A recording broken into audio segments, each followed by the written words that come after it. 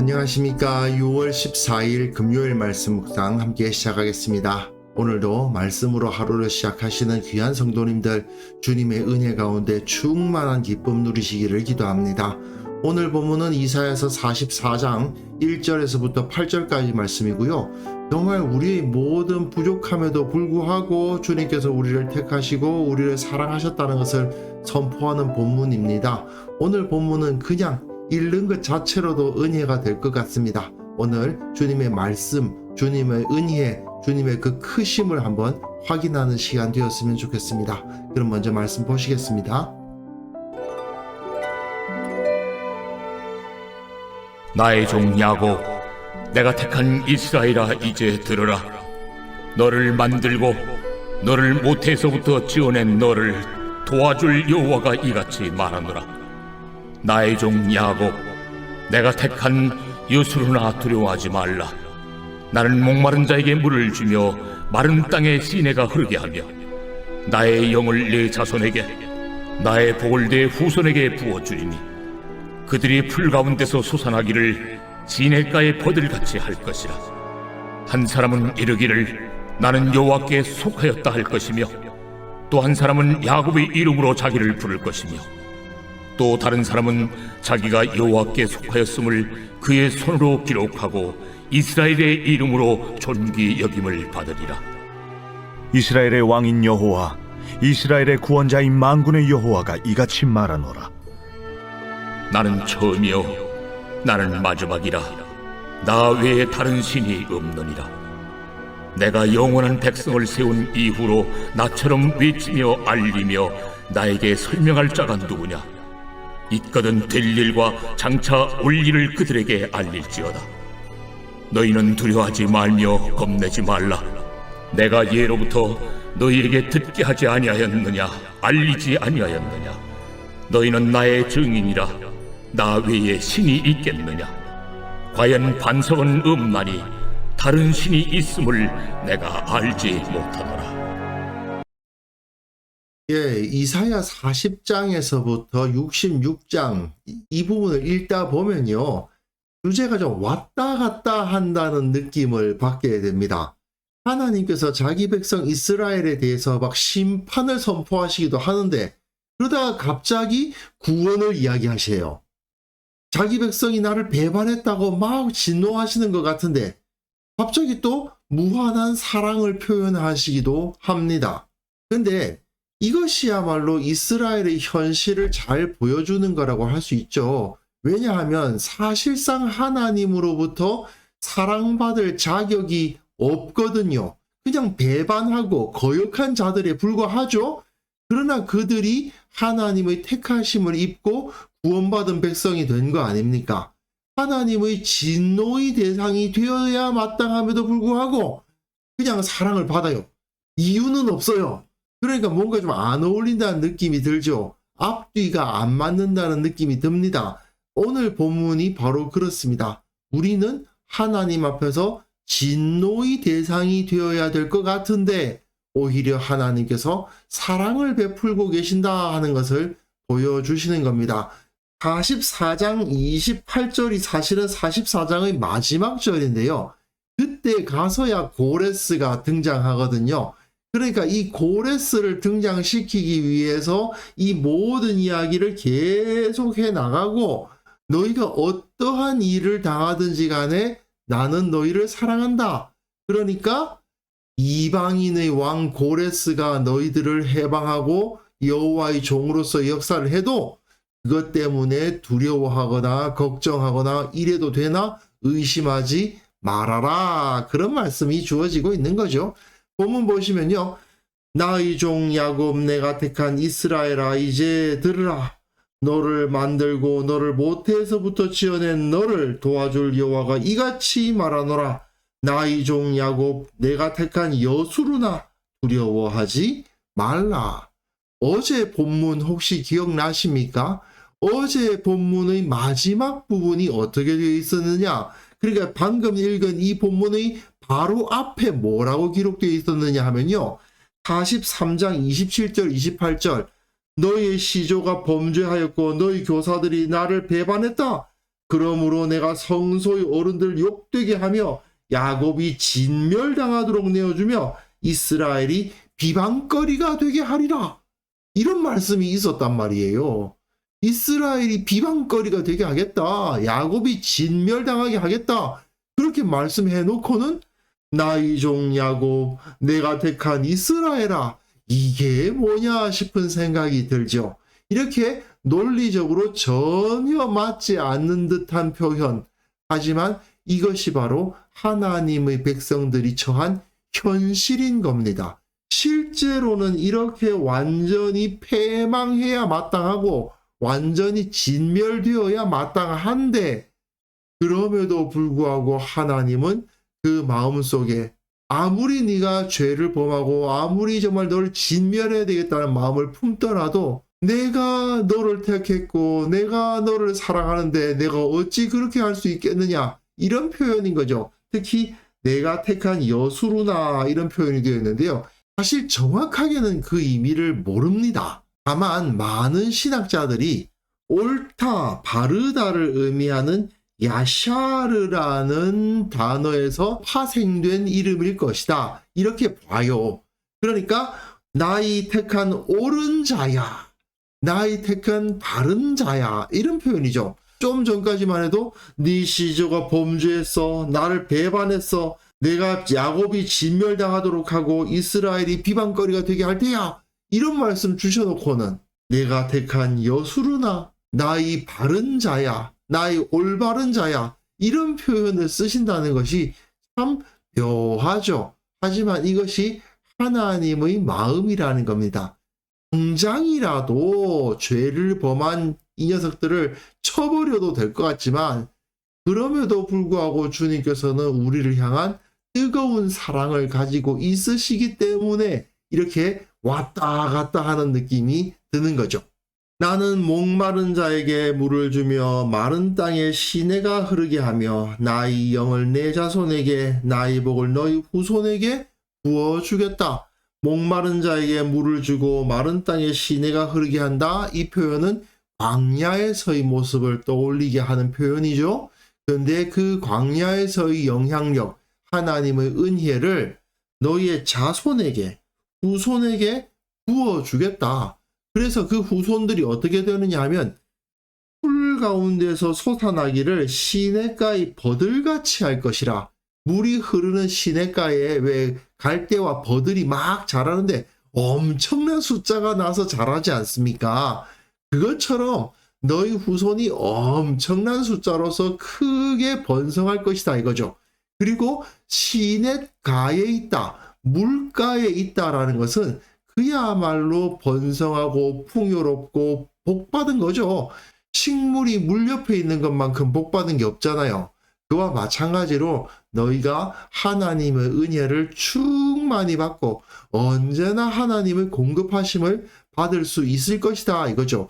그리고 그들 중에 어떤 사람은 나는 여호와께 속하였다 할 것이고, 또 한 사람은 야곱의 이름으로 자기를 부를 것이고, 또 다른 사람은 자기가 여호와께 속하였음을 그의 손으로 기록하고 이스라엘의 이름으로 존귀히 여김을 받으리라.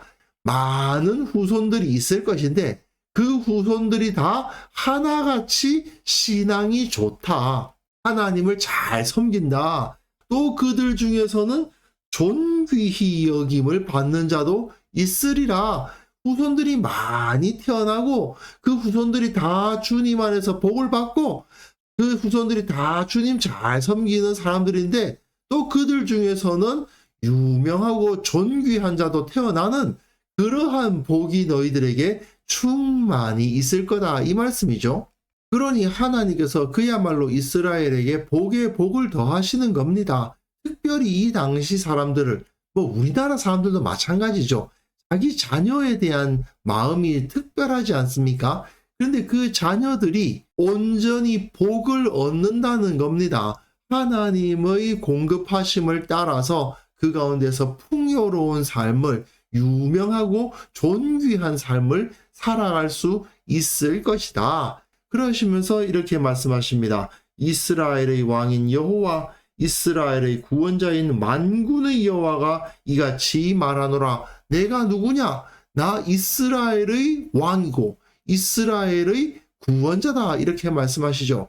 좀 전까지만 해도 야곱을 진멸하겠다고 그렇게 막 말씀해놓고 또 이렇게 말씀하시는 겁니다. 나는 처음이요 나는 마지막이라. 나 외에 다른 신이 없느니라. 나만이 홀로 하나님이고 내가 이 세상의 창조주다.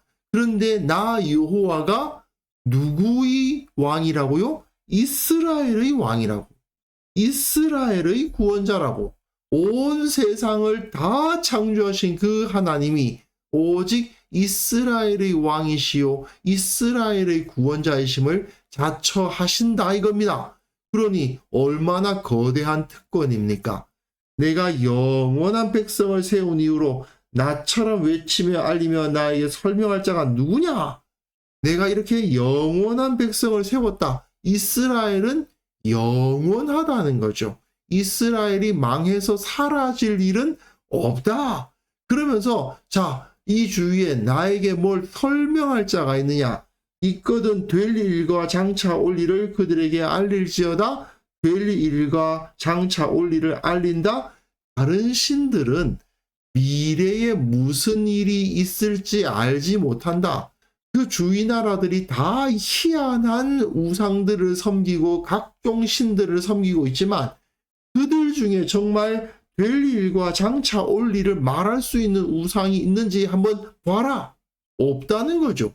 우상들은 신이 아니다. 저것들은 전부 다 돌덩어리, 쇳덩어리, 나무 조각에 불과하다. 이렇게 말씀하시면서 너희는 두려워하지 말며 겁내지 말라. 내가 예로부터 너희에게 듣게 하지 아니하였느냐? 알리지 아니하였느냐? 너희는 나의 증인이라. 사실은 40장부터 43장까지 지금까지 계속 말씀해 오셨던 것이 반복되고 있다는 느낌이 들죠. 하나님께서 이스라엘을 증인 삼으셨다는 말씀은 이미 앞에서도 나오지 않았습니까?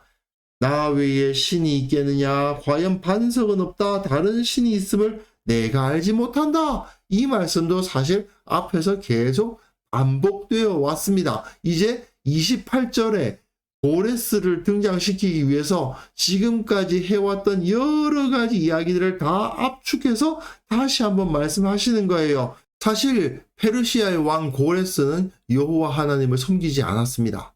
할례받은 자도 아니죠. 이 당시에는 무신론자라는 것은 없었기 때문에 또 자기가 섬기는 신이 있었을 것입니다.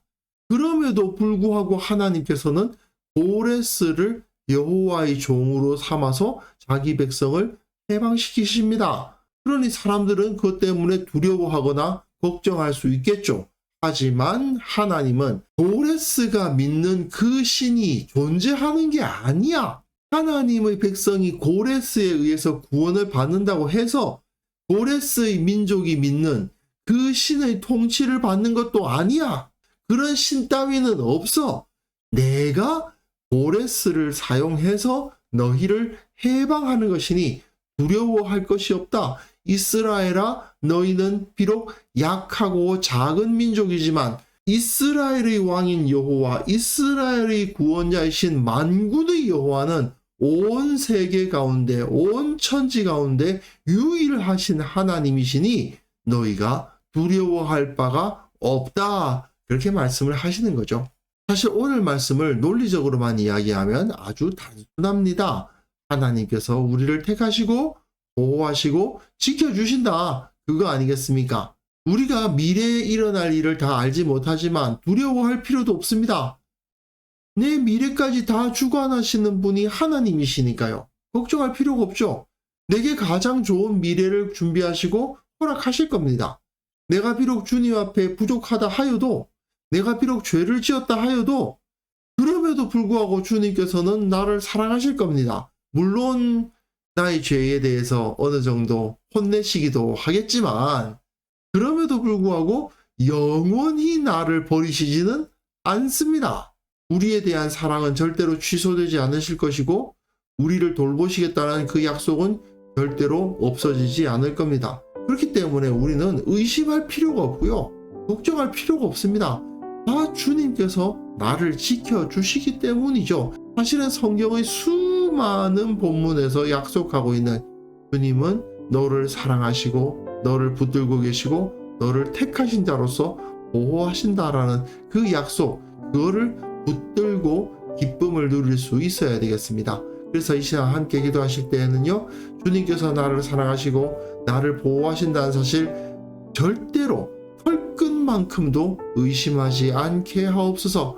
우리 교회의 모든 성도들이 그 주님의 사랑 안에서 기뻐하는 자들 다 되게 하여 주옵소서. 함께 기도하는 시간 가졌으면 합니다.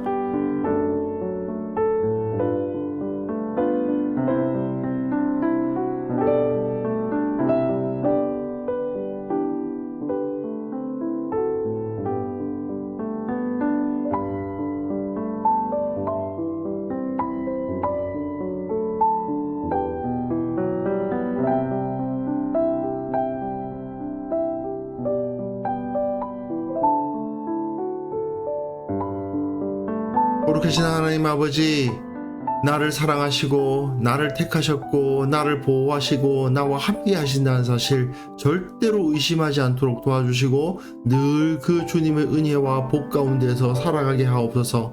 우리 교회 모든 성도들 한 사람 한 사람 지켜주셔서 주님의 사랑 가운데 거하게 하시고 늘 기뻐하게 하시고 언제나 주님만을 바라보게 하시고 그 사랑에 감격한 삶을 매일매일 살아가게 하여 주옵소서. 혹시라도 걱정하고 두려워하는 마음에 붙잡혀서 고통당하는 자들 있습니까? 불쌍히 여겨주시고 하나님께 자기 삶을 의뢰하고 맡기는 법을 배우고 그 마음으로 기쁨을 회복할 수 있도록 도와주옵소서. 이 세상에 사는 모든 자들이 하나님께서 기쁨을 허락하신다는 사실을 알게 하시고 그것을 통해서 이 땅에 온전한 주님의 나라, 온전한 주님의 평화가 임하게 하여 주옵소서. 아버지, 오늘 하루도 항상 기뻐하고 쉬지 않고 기도하고 범사에 감사하는 삶을 살아갈 수 있기를 원합니다. 그것을 통해서 기쁨과 활력과 능력이 나타나는 우리 모두가 되기를 원합니다. 주님께서 함께하여 주시고 성령의 능력으로 채워주시고 이 세상을 담대히 살아가는 우리 모두 다 될 수 있도록 도와주옵소서. 감사드렸고 예수님의 이름으로 기도합니다. 아멘.